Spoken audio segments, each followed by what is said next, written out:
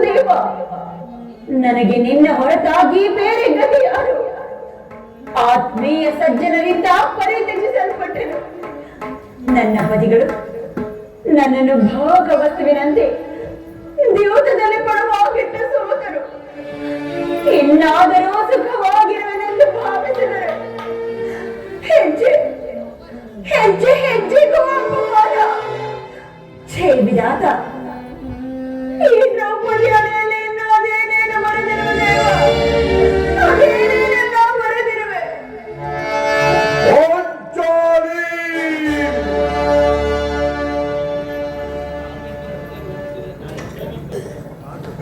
ದ್ರೌಪದಿ ಪ್ರಿಯತಮಿ, ಇವಳೇಕೆ ಈ ರೀತಿ ಚಿಂತಾಮಗ್ನಳಾಗಿರುವುದು?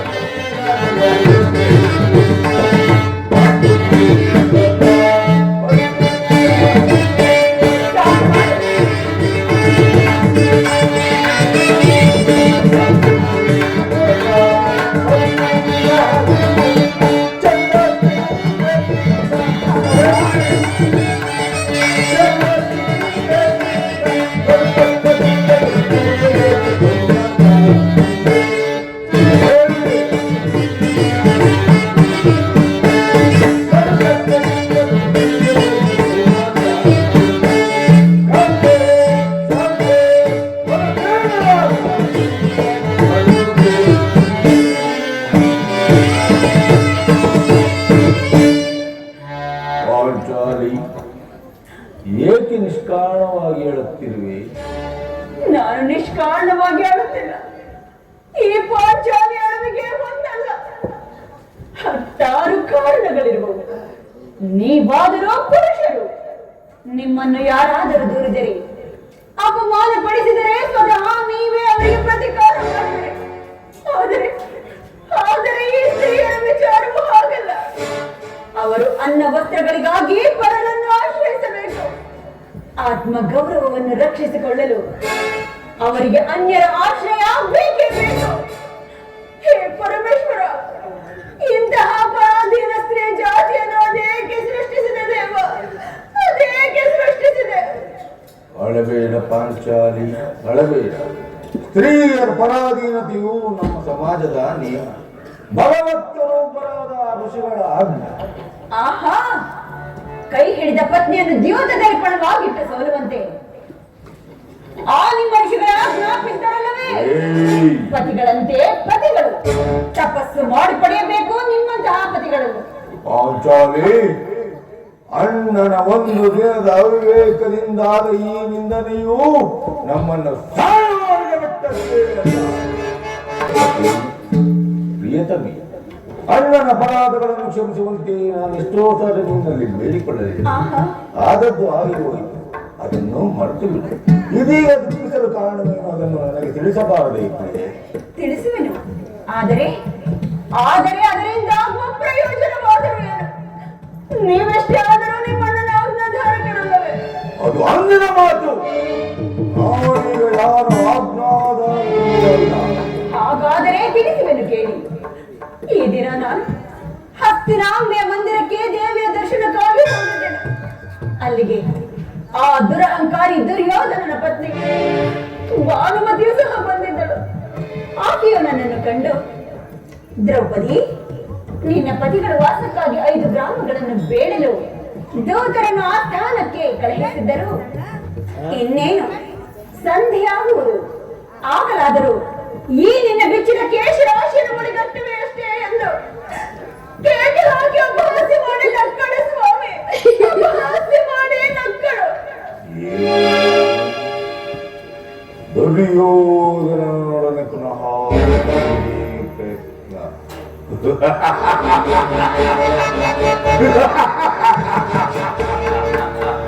ಗೋಪಾಲನೆಯ ವಿಲಾಸ ವಿಗ್ರಹಗಳಲ್ಲಿ ಮಗ್ನನಾದ ಆ ಸೇತುಪತಿಯು ಯುದ್ಧವನ್ನು ಮರೆಯುವುದೇ ಅರ್ಜುನ ಗಾಜಿಯಿಂದ ಹಿಂದಿರುವಾಗಲೇ ಈಗಾಗಬಹುದೆಂದು ನಾನು ತಿಳಿದಿದ್ದೇನೆ. ಅದರಲ್ಲಿ ಭಾನುಮತಿಗೆ ಏನೆಂದು ಉತ್ತರವನ್ನು ಕೊಡ್ತೀನಿ? ಅವಳ ಪ್ರಶ್ನೆಗೆ ಸರಿಯಾದ ಉತ್ತರವನ್ನೇ ಕೊಟ್ಟಿದ್ದೇನೆ. ಏನೆಂದು? ನಿನ್ನ ಕಟ್ಟಿದ ಮುಡಿಯನ್ನು ಬಿಡಿಸುವವರೆಗೂ ನನ್ನ ಈ ಬಿಚ್ಚಿದ ಮುಡಿಯನ್ನು ಕಟ್ಟುವುದಿಲ್ಲವೇ ಭಾನುಮತಿ ಎಂದು. ಚಮತ್ಕಾರವಾದ ಉತ್ತರ.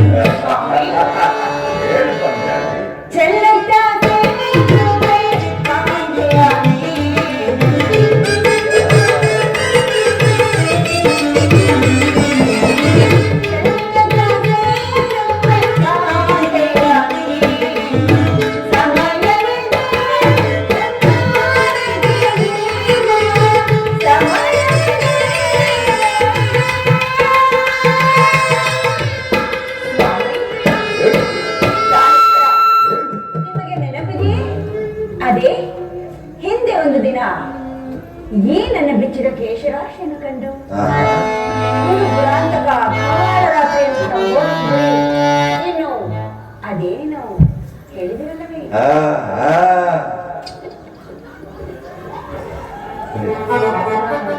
ಪುನಃ ನನ್ನ ಬಾಯಿಂದ ಆ ಪ್ರತಿಜ್ಞಾ ವಾಕ್ಯಗಳನ್ನು ಕೇಳಲು ಇಚ್ಛೆ ಪಡ್ತಿದ್ದೇವೆ. ಮಾಡಿದ ಪ್ರತಿಜ್ಞೆಯನ್ನು ಮರೆಯುವಂತಹ ಇಲ್ಲ. ಈ ಭೀಮಸೇನ ತಿಳಿಯುತ್ತಿದೆ. ಬೇಡ ಬೇಡ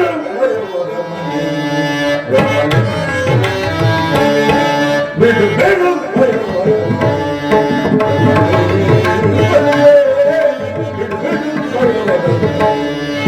ಪಾಂಚಾಲಿ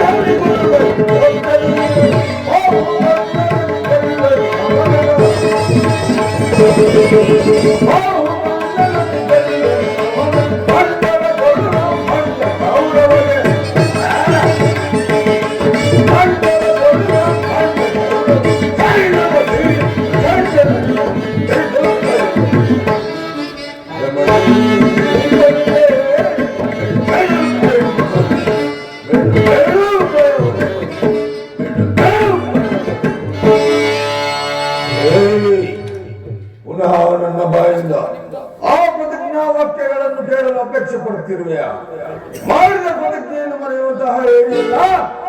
ಈ ನಿನ್ನ ಭೀಮಸೇನ ತಿಳಿಯುತ್ತದೆ. ಹೇಳುವುದು ಮಾತ್ರವಲ್ಲ, ನುಡಿದಂತೆ ನಡೆಯಬೇಕೆಂಬುದೇ ನನ್ನ ಇಚ್ಛೆ. ನಾನು ಸುಮ್ಮನೆ ಇಚ್ಛಿಸಿದರೆ ಏನಾಯಿತು? ನೀವೆಷ್ಟಾದರೂ ನಿಮ್ಮಣ್ಣನ ಆಜ್ಞಾಧಾರಕರಲ್ಲವೇ? ನನ್ನನ್ನು ಕೇಳಿದ ಬೇಡ ಪಾಂಚಾಲಿ. ನಾನೀಗ ಯಾರ ಆಜ್ಞಾಧಾರಕನೂ ಅಲ್ಲ.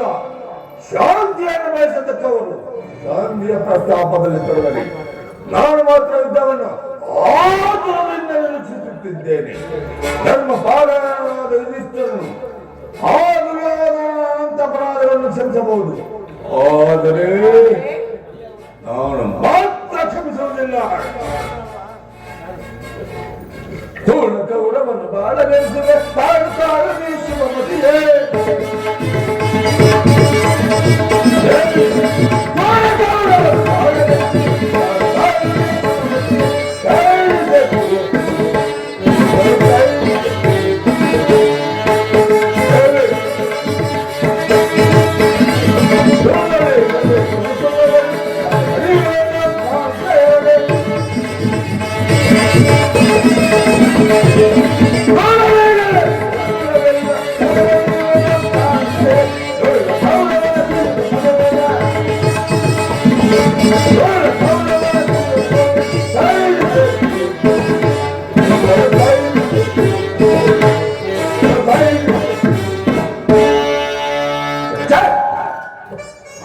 ಧರ್ಮನಂದನ ಸಂಧಿಯ ಪ್ರಸ್ತಾಪವನ್ನು ತಿಳಿದು ಭೀಮಸೇನನ್ನು ಕೆಳಗೆ ಸಿಂಹದಂತೆ ವಿಜೃಂಭಿಸುತ್ತಿರುವ ಆತನನ್ನು ಸಮಾಧಾನಪಡಿಸಲು ನಿನ್ನ ಹೊರತಾಗಿ ಮತ್ತಾರು ಶಕ್ತರಲ್ಲ ಅಗ್ರಜ. ಅರ್ಜುನ, ಈ ಸಾರಿ ನನ್ನ ತಮ್ಮನ ಕೋಪಕ್ಕೆ ಈ ದ್ರೌಪದಿಯ ಮುಖ್ಯ ಕಾರಣವೆಂದು ತೋರುತ್ತದೆ. ಜಗತ್ತಿನ ಸುಖ ದುಃಖಗಳಿಗೆ ಸ್ತ್ರೀಯೇ ಮೂಲ ಕಾರಣವೆಂದು ಶ್ರೀಕೃಷ್ಣ ಪರಮಾತ್ಮನು ಹೇಳಿದ್ದನು. ಅರ್ಜುನ, ಆ ಕೌರವರೊಡನೆ ಯುದ್ಧ ಮಾಡುವುದಕ್ಕಿಂತಲೂ ನನ್ನ ತಮ್ಮನ ಕೋಪವನ್ನು ಶಮನ ಮಾಡುವುದು ನನಗೆ ಒಮ್ಮೊಮ್ಮೆ ದುಸ್ಸಾಧ್ಯವೆಂದಿರಿಸುತ್ತದೆ.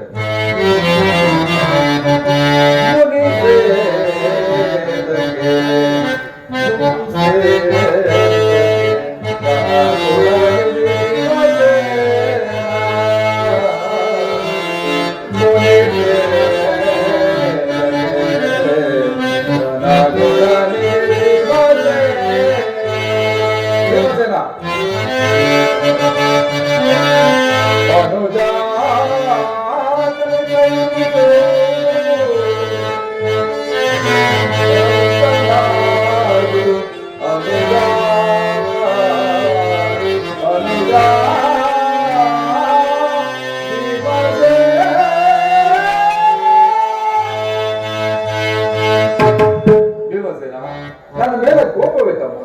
ನನಗೆ ಯಾರಲ್ಲಿಯೂ ಕೋಪವಿಲ್ಲ. ಪಾಂಚಾಲಿ, ಸಮಾಚಾರವೇನು? ಅಗ್ರಜನಕ್ಕೆ ಸಿದ್ಧವಾಗಿರುವನು? ಏಕೆ ಈ ನನ್ನ ಬಿರುಗುವುದನ್ನು ನಿಮ್ಮ ಪ್ರಶ್ನೆಗೆ ಉತ್ತರ ಕೊಡಬಲ್ಲದೇನು? ಅಗ್ರಜ, ಈಗ ಸಮಯಕ್ಕೆ ಸರಿಯಾಗಿ ಬಂದಿರಿ. ನನಗೆ ಯಾರಲ್ಲಿಯೂ ಕೋಪವಿಲ್ಲ. ಅರ್ಜುನನ ಸಮ್ಮುಖದಲ್ಲಿ ನಿಮಗೊಂದು ಮಾತನ್ನು ತಿಳಿಸಬೇಕೆಂದಿದ್ದನು. ಅದನ್ನು ಈಗಲೇ ನಿಮ್ಮಿಬ್ಬರ ಸಮ್ಮುಖದಲ್ಲೇ ಹೇಳಿಬಿಡುವೆನು. ಈ ಸಂಧಿಯ ಪ್ರಸ್ತಾಪವು ನಿಮಗೆ ಉಚಿತವಾಗಿರಬಹುದು. ಅರ್ಜುನನು ಅನುಮೋದಿಸಲು ನಕಲ ಸಹದೇವರ ಸುಮ್ಮನಿರಬಹುದು. ಆದರೆ ಈ ದಾಕ್ಷಿಣ್ಯವನ್ನು ಪಾಂಡವರ ಕಂಕರೆಂದು ಭಾವಿಸುವುದು. ದರಿದ್ರ ಭಿಕ್ಷುಕರಂತೆ ಸಂಧಿಯಾಚನೆ ಮಾಡಲು ಪಾಂಡುರಾಜೇಂದ್ರನು ನಮ್ಮನ್ನು ಪುತ್ರರನ್ನಾಗಿ ಪಡೆಯಲಿಲ್ಲ. ಈ ಅಪಮಾನವು ನಿಮಗೆ ಸಹ್ಯವಾಗಬಹುದು. ಆದರೆ ಯುದ್ಧಕ್ಕಾಗಿ ನಿಮ್ಮ ಅನುಮತಿಯನ್ನಾಗಲಿ ಸಹಾಯವನ್ನಾಗಲಿ ನಾನು ಅಪೇಕ್ಷಿಸುವುದಿಲ್ಲ. ನಾನು ಮತ್ತು ಈ ನನ್ನ ಗದೆ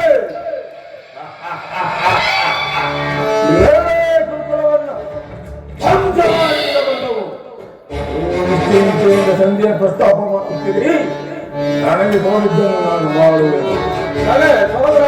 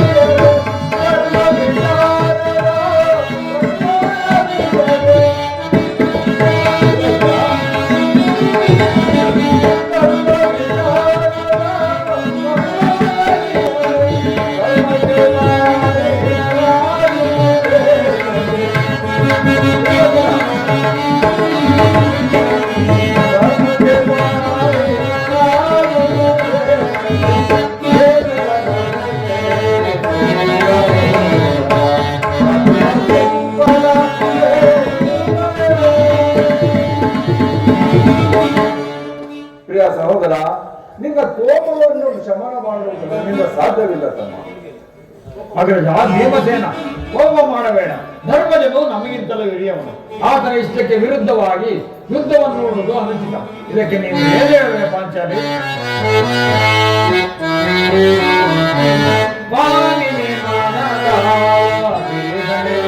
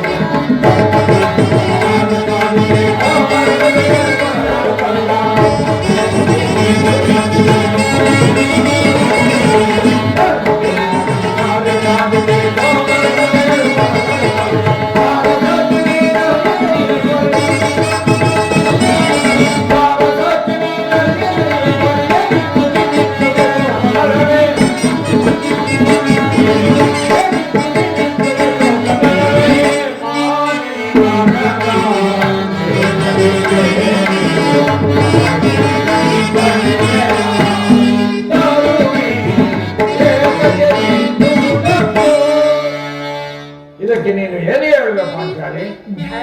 ಧರ್ಮವೆಂದು ಹಂಬಲಿಸುತ್ತಾ ಕ್ಷತ್ರಿಯರ ಧರ್ಮವೇನೆಂಬುದನ್ನು ಮರೆಯುವುದು ನಿಮಗೆ ಉಚಿತವೆನಿಸುತ್ತಲ್ಲವೇ? ಪಾಂಚಾಲಿ, ಯುದ್ಧದಂತೆ ಶಾಂತಿ ರಕ್ಷಣೆಯು ಕ್ಷತ್ರಿಯರ ಕರ್ತವ್ಯ. ಯುದ್ಧವು ಎಂತಹ ಘೋರ ಕರ್ಮವೆಂಬುದು ನಿನಗಿನ್ನೂ ತಿಳಿದಿಲ್ಲ. ಜೈ ಜೈ ಕೃಷ್ಣ, ಜೈ ಜೈ ಅಧಿಪತಿ. ಅಭಿಮಾನಕ್ಕೆ ವಶರಾಗಿ ಯುದ್ಧವನ್ನು ಪ್ರಾರಂಭಿಸಿದರೆ ವಿಚಾರಕ್ಕೆ ದುಃಖಿಸಬೇಕಾಗುತ್ತದೆ. ಅದಕ್ಕಾಗಿಯೇ ನಾನು ಸಂಧಿಗಾಗಿ ಸರ್ವ ಸಿದ್ಧತೆಯನ್ನು ಮುಖ್ಯಡುತ್ತಿರುವೆ. ಪಾಂಚಾಲಿ, ನಾನಿನ್ನು ಹೊರಡುವೆನು. ಈ ಸಂಧಿಯ ಸುದ್ದಿಯು ನನಗೊಪ್ಪದು ಒಪ್ಪದು. ಸ್ವಲ್ಪ ನಿಲ್ಲಿ. ಅದು ಯದುಪತಿಯು ನಮ್ಮನ್ನು ನೋಡಿ ನಗುತ್ತಾ ಎತ್ತ ಕಡೆಯೇ ಬರುತ್ತಿರುವುದು.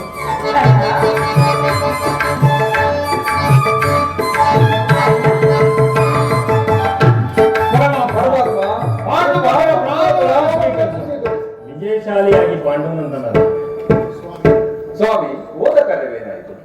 ಓದವರಾದರು ಈ ಕೃಷ್ಣನಲ್ಲವೇ? ಅಂದರೆ ಎಲ್ಲವೂ ಸಮರ್ಪಕವಾಗಿಯೇ ಆಯಿತು. ಈ ದಿನ ರಾಜಸಭೆಯಲ್ಲಿ ಭೀಷ್ಮ, ದ್ರೋಣ ಎಲ್ಲರೂ ಬಹುವಾಗಿ ನನ್ನನ್ನು ಸನ್ಮಾನಿಸಿದರು.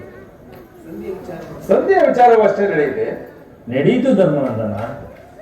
ಪಾಂಚಾಲಿ, ಸ್ವಾಮಿ, ಇನ್ನಿಲ್ಲಿರುವುದು ನನಗೆ ಸಾಧ್ಯವಿಲ್ಲ. ಅವರಿಚ್ಛೆಯಂತೆ ಅವರು ನಡೆಯಲಿ. ನನಗೆ ತೋರಿದ್ದನ್ನು ನಾನು ಮಾಡಿಯೇ ಬಿಡುವೆನು. ಅಗ್ರಜ, ಸಮಾಧಾನದಿಂದಿರು. ನಮ್ಮಣ್ಣನ ಮಾತು ಮುಗಿಯಲಿ. ನಿಮ್ಮಣ್ಣನ ಮಾತು ಮುಗಿಯುವುದರಲ್ಲಿ ನನ್ನ ಠಾಣೆ ಮುಗಿದು ಹೋಗುವುದು. ಯದುಪತಿ, ಸಭೆಯಲ್ಲಿ ಇನ್ನೇನು ನಡೆಯಿತು? ಎಲ್ಲವೂ ಸಮರ್ಪಕವಾಗಿಯೇ ನಡೆಯಿತು ಧರ್ಮನಂದನ. ನಾನಿನ್ನು ತಡೆಯಲಾರೆ ರುಕ್ಮಿಣಿಪತಿ. ಈ ಸಮಸ್ಯೆಯ ಮಾತುಗಳು ನನಗೆ ಬೇಡ. ಅಗ್ರಜರ ಅಪೇಕ್ಷೆಯಂತೆ 5 ಗ್ರಾಮಗಳಿಗೆ ಸಂಧಿಯಾಯಿತು. ಭೀಮಸೇನ, ನಾನು ಓದದ್ದು ಅದಕ್ಕಾಗಿಯೇ ಅಲ್ಲವೇ? ಕೃಷ್ಣ, ಈಗ ತಿಳಿಯಿತು ನಿನ್ನ ಅಭಿಮತ. ಅಜ್ಞಾತವಾಸದ ನೆಪದಲ್ಲಿ ಅರ್ಜುನನು ಬಳೆ ತೊಟ್ಟನು. ಈ ಸಂಧಿಯ ಹೆಸರಿನಲ್ಲಿ ನಮ್ಮೈವರಿಗೂ ಹೀರೆ ಉಳಿಸಲು ಅವನಿಸುತ್ತಿರುವೆಯಾ? ರಾಘವಾಗ್ರಡಿ, ಪಾಂಡುಪುತ್ರರ ಮೇಲೆ ಇಷ್ಟೊಂದು ಆಕ್ರೋಶವೇಕೆ? ನಿಲ್ಲು ಭೀಮ, ನಿನಗೂ ಇಷ್ಟೊಂದು ಅಸಹನೆ ಏಕೆ? ಎಲ್ಲವನ್ನು ಸಮಾಧಾನದಿಂದ ಕೇಳಬಾರದೆ? ಇದು ನಿನಗೆ ಹೆಚ್ಚಿಗೆ ಸಂಬಂಧಿಸಿದ ವಿಷಯ ಭೀಮಸೇನ. ಅಭಿಮಾನ ಶೂನ್ಯವಾದ ಸಂಧಾನದೊಡನೆ ಈ ಪ್ರಚಂಡ ಭೀಮನಿಯಾದಂತಹ ಸಂದೇಶ ಸಂಬಂಧ ಇರುವುದು ಭೀಮಸೇನ. ಬಹಳ ನಿಕಟವಾದ ಸಂಬಂಧವೇ ಇರುವುದು. ಆ ದುರ್ಯೋಧನನು ನಿನಗೆ ಪರಮಾತ್ಮ, ಮುಂದೇನಾಯಿತು? ಈ ದಿನ ರಾಜ್ಯಸಭೆಯಲ್ಲಿ ನಿಮ್ಮ ಸಂದೇಶವನ್ನು ತಿಳಿಸಿದೆನು. ಅವರೆಲ್ಲರೂ ಒಪ್ಪಿದರು. ಪರಮಾತ್ಮ, ಯಾರ್ಯಾರು ಒಪ್ಪಿದರು? ಭೀಷ್ಮ, ದ್ರೋಣ ಮುಂತಾದವರು. ಆ ಗೌರವ ಅವರೂ ಸಹ. ಇನ್ನು ನನಗೆ ಇಲ್ಲಿ ಕೆಲಸವಿಲ್ಲ. ಸಹೋದರರೇ, ನಿಮ್ಮ ಅಪವರ್ಷದ ಫಲವನ್ನು ನೀವೇ ಹೊಂದಿಸಿರಿ.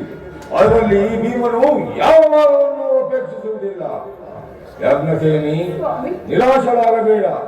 ಈ ಭೀಮ ಬದುಕಿದ್ದರೆ ನಿನ್ನ ಸೇಡನ್ನು ತೀರಿಸದೇ ಬಿಡುವನಲ್ಲ. ನಿಲ್ಲು ಭೀಮ, ನೀನು ಇಡಿಂಬಾಪತಿಯೇ ಸರಿ. ನಿನಗಿಷ್ಟೊಂದು ಅಸಹನೆ ಇಲ್ಲದಿದ್ದರೆ ಆ ರಕ್ಕಸಿಯನ್ನು ಹೇಗೆ ತಾನೇ ಆಡುತ್ತಿದ್ದೆ? ಇದು ನಿನಗೆ ಹೆಚ್ಚಿಗೆ ಸಂಬಂಧಿಸಿದ ವಿಷಯವೊಂದು ಹೇಳಲಿಲ್ಲವೇ? ಸ್ವಲ್ಪ ಸಮಾಧಾನದಿಂದ ಕೇಳು. ಕೃಷ್ಣ, ನನ್ನನ್ನು ಸುಮ್ಮನೆ ಕಾಡಿಸಬೇಡ. ಈ ಸಂಧಿಯ ಸುದ್ದಿಯು ನನಗೊಪ್ಪದು ಒಪ್ಪಲಾರದು. ಭೀಮಸೇನ, ನಿನಗೊಪ್ಪುವಂತಹ ಒಂದು ವಿಚಾರವೂ ಇರುವುದು. ಆ ಸುಯೋಧನನು ನಿನಗೆ ಪ್ರಿಯವಾದ ಸಂದೇಶವನ್ನು ಕಳುಹಿಸಿರುವನು. ಏನು? ದುರ್ಯೋಧನನ ಸಂದೇಶವೇ? ಹಾಗಾದರೆ ಅದರ ಉದ್ದೇಶವು ಸಂಧಿಯಾಗಿರಲಾರದು. ಹೇಳು ಕೃಷ್ಣ, ಹೇಳು, ಏನು ಆ ಸಂದೇಶ? ಭೀಮಸೇನ, ನಿನಗೆ ಅದನ್ನು ಕೇಳುವ ಇಚ್ಛೆ ಇದ್ದರೆ ನೀನು ನನ್ನ ಬಳಿ ಕುಳಿತುಕೊಳ್ಳಬೇಕು. ಇಲ್ಲ, ನಿಂತಿದ್ದಂತೆ ಹೇಳಿಬಿಡು. ನೀನು ಕುಳಿತುಕೊಳ್ಳದ ಹೊರತು ನಾನು ಹೇಳುವುದಿಲ್ಲ ಭೀಮಸೇನ. ಇದೇನು ಪರಿಹಾಸ್ಯವೇ ಕೃಷ್ಣ? ಪರಿಹಾಸ್ಯವಲ್ಲ ಭೀಮಸೇನ. ನಿನ್ನನ್ನು ಕಂಡರೆ ನನಗೆ ಅಷ್ಟೊಂದು ಭಯವಾಗುವುದಯ್ಯ. ಎಲ್ಲಿ ಪಾರ್ಶ್ವದಲ್ಲಿ ಹೀಗೆ ಬಾ. ಇದು ನಿನ್ನ ಅಪೇಕ್ಷೆಯಂತೆ ಕುಳಿತುಕೊಳ್ಳುವೆನು. ಈಗಲಾದರೂ ಹೇಳು. ನೀನು ಕೋಪ ಮಾಡುವುದಿಲ್ಲ ತಾನೆ? ಅದು ಆಗಲಿ. ಹಾಗಾದರೆ ನೀನು ನನ್ನ ಬಂದಿ. ಅದು ಕ್ಷಣಕಾಲ ಮಾತ್ರ. ಆಗಬಹುದು ಭೀಮಸೇನ. ಎಲ್ಲಿ ಈ ಗದೆಯನ್ನು ಬಿಡು, ಈ ಗದೆಯನ್ನು ಸ್ವಲ್ಪ ಬಿಡು ಭೀಮಸೇನ. ನಿನಗೆ ಸಂದೇಶವನ್ನು ಕೇಳುವ ಇಚ್ಛೆ ಇದ್ದರೆ ಅರ್ಜುನ, ಪರಮಾತ್ಮ, ಈ ಗದೆಯನ್ನು ಸ್ವಲ್ಪ ಕಾಲ ಹಿಡಿದು ನಿಂದು. ಆಜ್ಞೆ ಮಾಧವ. ಯಾಗ್ರಸೇನಿ, ಅಣ್ಣ, ತೆಗೆದುಕೋ ಈ ಹಗ್ಗ. ನಾನು ಹೇಳಿದಂತೆ ಮಾಡಬೇಕು ಕಂಡಿಯ? ನಿಮ್ಮ ಮಾತನ್ನು ಎಂದಾದರೂ ಮೀರಿರುವೆನೇ ಅಣ್ಣ. ಹಾಗಾದರೆ ತೆಗೆದುಕೋ ಈ ಹಗ್ಗವನ್ನು. ಆಹಾ. ಈ ಹಗ್ಗದಿಂದ ಭೀಮಸೇನನ ಕೈಗಳನ್ನು ಭದ್ರವಾಗಿ ಬಂಧಿಸಿ ನೋಡೋಣ. ಇದೇನು ಪರಿಹಾಸವೇ ಅಣ್ಣ? ಪರಿಹಾಸ್ಯವಲ್ಲ ಸಹೋದರಿ, ನೀನು ಶತ್ರುಗಳ ಎಡೆಗುದಿ ಬಿಡಿಸುವುದರಲ್ಲಿ ಮಹಾಪಂಡಿತೆಯಂತೆ. ಹಾಗೆಯೇ ನಿನ್ನ ಪತಿಯಾದ ಭೀಮನ ಕೈಗಳನ್ನು ಬಂಧಿಸಲು ಬರುವುದೋ ಇಲ್ಲವೋ ನೋಡೋಣ. ಎಲ್ಲಿ ಬಂಧಿಸು ನೋಡೋಣ. ಭೀಮಸೇನ, ನಿನಗೆ ಸಂದೇಶವನ್ನು ಕೇಳುವ ಇಚ್ಛೆ ಇದ್ದರೆ ಪಾಂಚಾಲಿ, ಸ್ವಾಮಿ, ಕೃಷ್ಣನು ಹೇಳಿದಂತೆ ನನ್ನ ಕೈಗಳನ್ನು ಬಂಧಿಸು. ಹಾಗೆ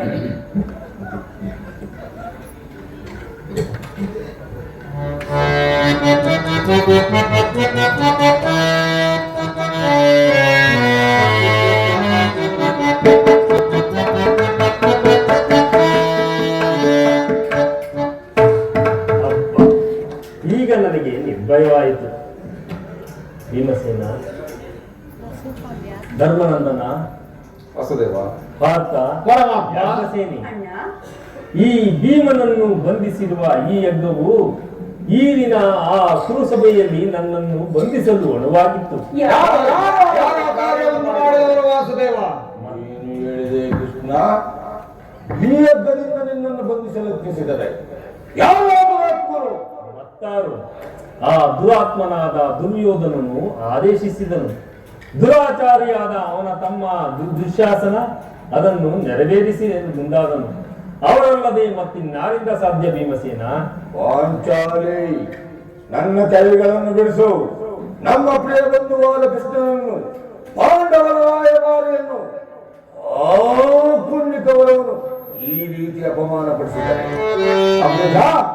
ಧನಂಜಯ, ಇದಕ್ಕೆ ನಿಮ್ಮ ಉತ್ತರವೇನು?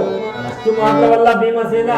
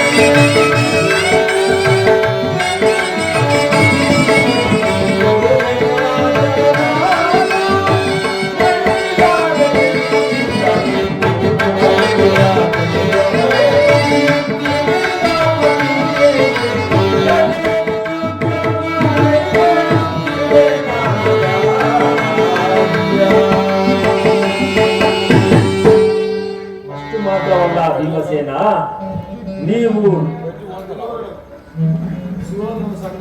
ಆ ಸುಯೋಧನನು ಸಂಧಾನಕ್ಕೆ ಕೊಟ್ಟ ಉತ್ತರ ಏನೆಂದರೆ, ಅವನು 5 ಮಾರು ಭೂಮಿಯನ್ನು ಕೊಡಲು ಸಮ್ಮತಿಸಲಿಲ್ಲ. ಅದೇನಾದರೂ ದೊರಕುವುದೇ ಆದರೆ ರಣಾಂಗಣದಲ್ಲಿ ಶಸ್ತ್ರಾಸ್ತ್ರಗಳ ಆಸ್ಥಾನದಲ್ಲಿ ಎಂದು ಹೇಳಿದನು ಭೀಮಸೇನ. ಈ ಸಂದೇಶಕ್ಕೆ ಉಳಿದಿರೋದು ಒಂದೇ ಉತ್ತರ, ಅದು ಯುದ್ಧ. ನನ್ನ ಪ್ರಯತ್ನಗಳೆಲ್ಲ ವಿಫಲವಾಗಿ ಮುಂದೆ ನಿಂತಿರುವುದು ಯುದ್ಧ.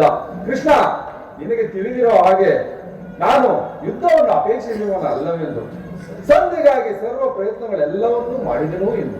ಪಾಂಚಾಲಿ, ನನ್ನ ಕೈಗಳನ್ನು ಬಿಡಿಸು. ಅಣ್ಣ, ಅಗ್ರಜ, ನನ್ನ ಕೈಗಳನ್ನು ಬಿಡಿಸು. ಧನಂಜಯ, ವಾಸುದೇವ, ನನ್ನ ಕೈಗಳನ್ನು ಬಿಡಿಸು. ಏನು, ಯಾರು ಬಿಡಿಸುವುದಿಲ್ಲವೇ? ಬೇಡ ಬೇಡ, ನಾನೇ ಬಿಡಿಸಿಕೊಳ್ಳುವೆನು. ಜೈ ವಾಸುದೇವ.